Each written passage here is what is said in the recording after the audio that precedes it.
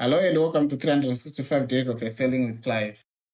This is day 60 and today we are looking at ribbon display options. So we want to look at various options on how we can display this ribbon.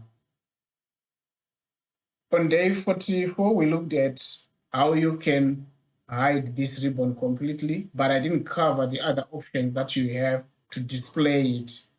So the main reason will be to try and increase the area you are working on here. So to change ribbon display options, you can go here next to where you see your name.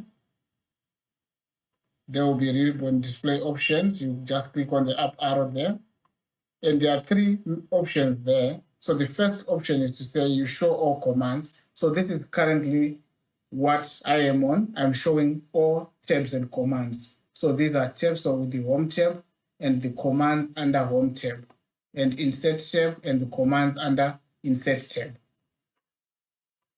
Second option I have is to show tabs only. So if I click it, I can only now see tabs. If I want to still access my commands, I can just click on the tab, then the commands will come up. And I can click on this another tab and see the commands for that tab. And if I'm done with the commands, I just click back in my Excel document, the commands will just disappear. And I have a bit more space to work on. The third display option I have is auto hide ribbon. So this completely hides the ribbon and I cannot see the ribbon here and I cannot see the zoom button as well. If I want to bring back my ribbon, I click on top here and I can see my ribbon and I can also see my zoom button here and be able to zoom in or zoom out. And I can also see my page layout here. If I click anywhere in my spreadsheet, then they disappear.